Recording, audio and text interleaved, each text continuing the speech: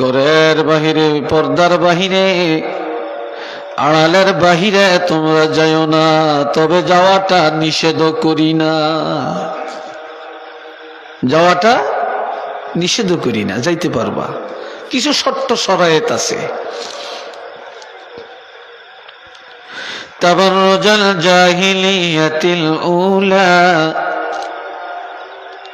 ইহুদি নাসারার মতো যাইও না, জাহিলি যুগের মেয়েদের মতো যাইও না, রূপ রং দেখায়া রাস্তাঘাটে চলেও না, তোমাদের সৌন্দর্যের পোশাক প্রকাশ করে যাইও না। তো যাইতে হলে জাহিলি যুগের মতো যাওয়া যাবে না, মুসলমানি রূপ রং নিয়ে যাইতে হবে। মহিলারা 3 অবস্থায় ঘরের বাহিরে যেতে পারবে। কয় অবস্থা? যুবকরা জোরে বলো, কয় অবস্থা? 3 অবস্থা। 1 নম্বরে মহিলারা কোরআন হাদিসের ইলম শিখার জন্য পর্দার সাথে ঘরের বাহিরে যেতে পারবে। 1 নম্বরে কোরআন হাদিসের ইলম শিখার জন্য পর্দা লাগায়া ভালো করে পর্দার সাথে ঘরের বাহিরে ইলম শিখার জন্য যাইতে পারবে। 2 নম্বরে চিকিৎসার জন্য ঘরের বাহিরে যেতে পারবে। কিসের জন্য?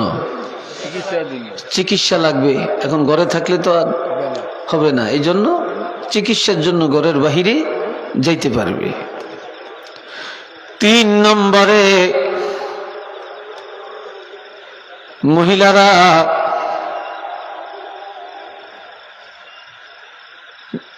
ঘরের মধ্যে কামাই করার কেউ নেই, রুজি করার কেউ নেই, এই অবস্থায় ভিক্ষার হাত না বাড়ায় হালাল ভাবে রুজি করার জন্য, কামাই করার জন্য পর্দার সাথে ঘরের বাহিরে যেতে পারবে।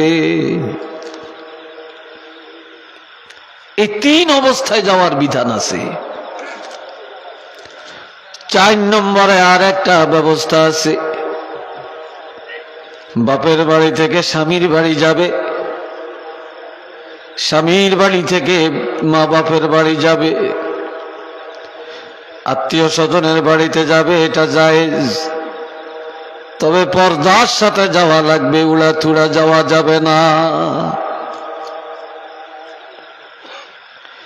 ঘরে থাকিয়া পর্দায় থাকিয়া তোমরা কি করবে?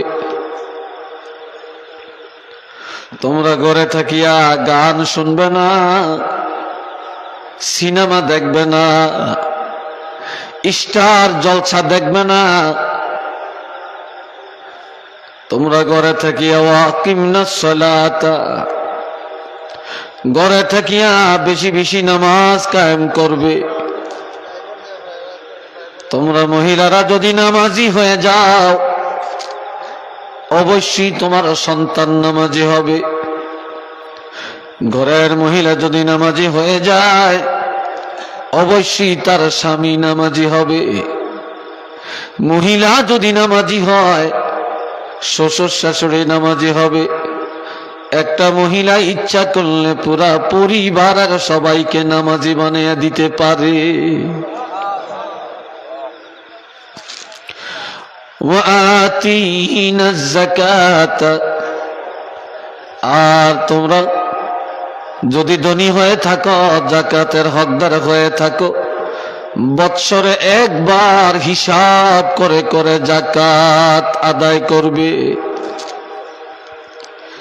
ওয়াতিনাল্লাহ ওয়া রাসূলা, আর তোমরা আল্লাহর বিধানগুলো কার্যকর করবে এবং আল্লাহর হাবিবের আনুগত্য করবে, সুন্নত তরিকায় আল্লাহর বিধানগুলি তোমরা মেনে চলবে।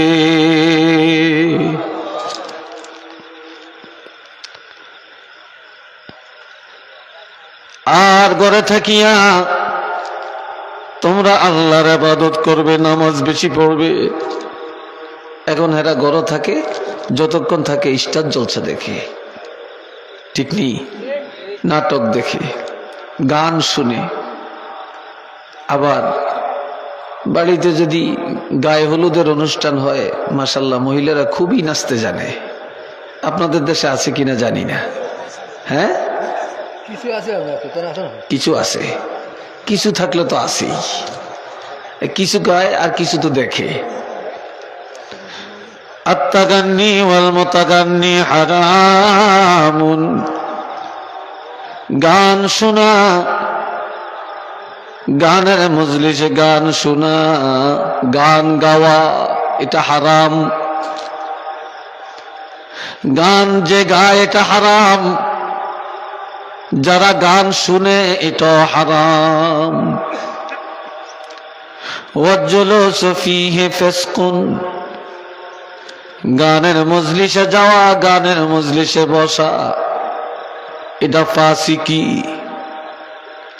ওয়াতালাজ্জুজু বিহা কুফরুন, গান শুনে যদি হাতে তালি দেয়, গান শুনে যদি কুস্তি বাড়িয়ে, গান শোনার পরে বাহ বাহ বলে, হই হই করে মজা পায়, এটা কুফরি, এটার দ্বারা ঈমান চলে যায়। একটু চিল্লিয়ে বলেন না নাউযুবিল্লাহ। কি চলে যায়? ঈমান চলে যায়। এইভাবে কত মানুষের ঈমানের অবস্থা কি অবস্থায় আছে খবর নেই, খতিয়ান উল্টিয়ে দেখে না। অথচ আজ মুসলমানের ঘরে ঘরে গান। আরেক হাদিস আছে আল গানা রুকিয়াতুজ জিনা, গান হলো জিনার মন্ত্র। গান বাজনা, ঢোল তবলা, এগুলার দ্বারা মানুষকে জিনার দিকে দাবিত করে, এটা জিনার একটা মন্ত্র। নাউযুবিল্লাহ বলেন না, এটা জিনার একটা মন্ত্র। এই জন্য আমার ভাইরা, ইমাম গাজ্জালী কত বড় আল্লাহর একজন ওলি, তিনি মরুভূমির জমিনে হাঁটতেছে, হাঁটতে হাঁটতে আসরের টাইম হয়েছে। কোন টাইম? আসরের নামাজের টাইম। এই আসরের নামাজের সময় ওযু করবেন, নামাজ আদায় করবেন, পানি পাচ্ছেন না, পানি নেই। হঠাৎ করে পর্দার ভিতর থেকে একটা মহিলা দেখছে ইমাম গাজ্জালী এই আল্লাহর ওলি কি যেন চাইতে আছে, তালাশ করতেছে। হঠাৎ বলে, হুজুর আপনি কি চান? বলে, মা আমি পানি চাই, ওযু করব, নামাজ পড়ব। তুমি এটা বলে, হুজুর আমাদের বাড়ির পূর্ব দিকে একটা পুষ্কুনি আছে। পুষ্কুনি বুঝেন তো আপনারা? পুকুর। তো আপনি দেখেন তো পুষ্কুনিতে পানি আছে কিনা। তো মেয়েটাও জানে যে পুষ্কুনিতে পানি নাই, তারপরও বলে একটু দেখেন পানি আছেনি। গিয়ে দেখে না, পানি নাই, পানি নেই। এসে বলে, মা পানি তো নেই গো। কাপটে দাঁড়ান, পানি পাবেন। মেয়েটা দৌড়াইয়া যায়, 3 বার পুষ্কুনির মধ্যে একটু থুতু ফেলে, থুতু 3 বার। সাথে সাথে পুষ্কুনির তলা দিয়া পানির জোয়ার এসে শুরু করে। তাৎক্ষণিক ভাবে পুষ্কুনি ভরে যায়। ওই পানি দিয়া আল্লাহর ওলি ওযু করে নামাজ পড়েন। এটা ওলিদের কারামত। এটা ওলিদের কি কারামত। মহিলা কি ওলি হইতে পারে না? মহিলা ওলি হইতে পারে তো। একটা হইলো আল্লাহর ওলি, আর একটা হইলো ফালার ওলি। ফালা, ঘরের মধ্যে যে ফালা আছে, কাঠের ফালা, দেখবেন ভিতরে উলি আছে, উলিয়ে কাঠ খেয়ে ফেলে, এটা হলো ফালার উলি। আর একটা হইলো আল্লাহর উলি। এখনকার মহিলা অধিকাংশ হইলো ফালার উলির মতো। তা আপনাদের এলাকায় ভালো আছে, আপনাকে এলাকার কথা কই না। এ বাবাজিরা রে আমার, যখন পানি ভরা যায় আল্লাহর ওলি ওযু করলেন, সেই পানি দিয়ে ওযু করে নামাজের পরে চিন্তা করে মেয়েটা কি জিজ্ঞাসা করবেন মেয়েটা কি আমল করে, মেয়েটা কি আমল করার কারণে তার জবানে থুতুর মধ্যে এত বরকত। এদিকে কথা শোনা যায় কেন? এইদিকে এখানে কথা শোনা যায় কেন? নিশ্চয়ই এখানে কিছু মানুষ আছে সম্ভবত, আসতে বলেন এখানে।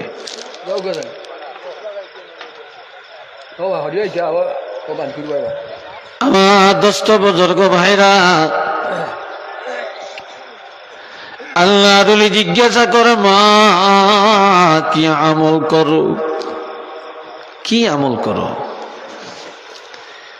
মেয়েটা বলে আল্লাহর ওলি তেমন কিছু জানি না, করি না, তবে আমি কয়েকটা আমল আমি ছাড়ি না। সেটা কি যে তোমাকে আল্লাহ এত বরকত দিল তোমার জবানে? মেয়েটা বলে আল্লাহর ওলি ইজাব কবুলের পরে, বিবাহের পরে আমি যখন আমার স্বামীর সাথে স্বামীর গাড়িতে করে যখন আমি ঘরে ঢুকলাম, সেদিন থেকে কোনোদিন আমি বেপরদায় চলি না।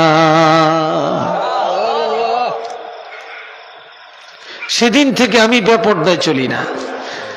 আর এখন মেয়েদের বিয়া হলে স্বামী কি পুষলেয়া প্রথম সপ্তাহেই কয় আমারে কক্সবাজার নেওয়ান লাগবো, সেনমাটি দেখান লাগবে, জাফলং যাওয়ান লাগবো, তামাবিল দেখান লাগবো। কি কথা ঠিক না?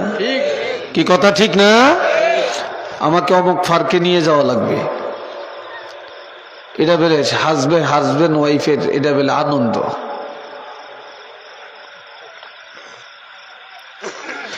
মহিলা বলে আমি বিবাহের পরে কোনো দিন আমি ঘরের বাহিরে বেপরদায় চলি না।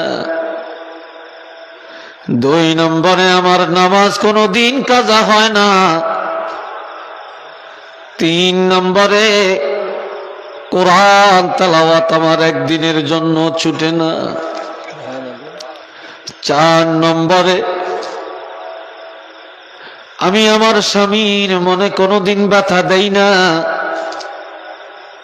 5 নম্বরে আমি ঘরের কাজগুলি হাতে আর পায়ে করি, আর আমার মুখে সব সময় আল্লাহর জিকির আর নবীর দুরূদ শরীফ তেলাওয়াত করি,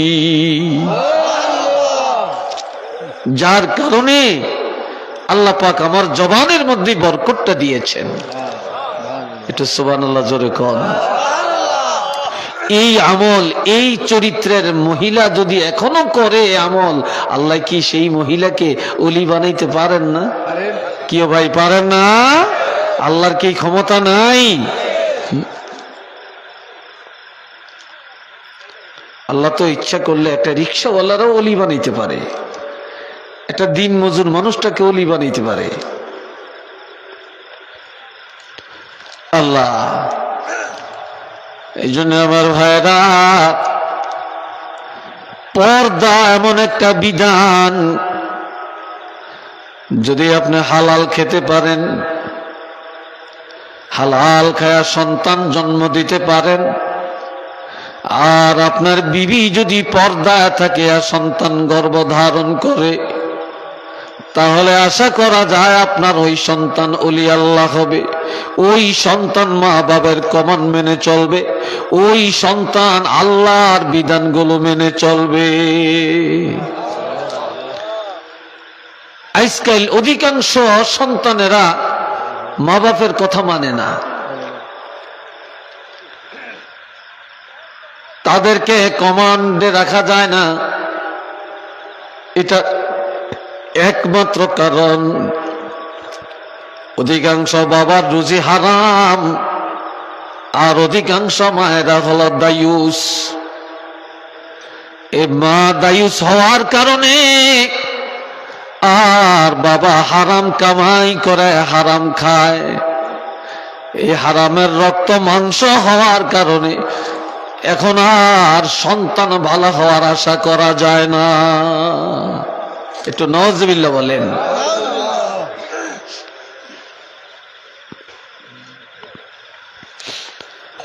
বন্ধুরা রে আমার,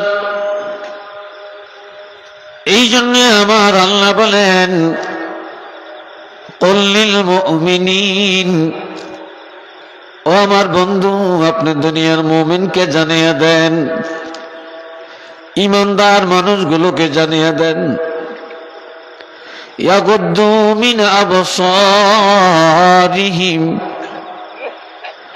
ইমানদারেরা যেন রাস্তাঘাটে চলাফেরায় নজরটা নিম্নগামী করে রাখে, নজর হেফাজত করে রাখে। মহিলাদের দিকে যেন না চায়, কারো বাড়িতে গেলে যেন হুট করে তার ঘরে না ঢুকে, কারো বাড়িতে গেলে যেন দরজা দিয়া ভিতরে না তাকায়, কারো বাড়িতে গেলে যেন জানালা দিয়া ঘরের ভিতরে কি আছে না আছে না দেখে।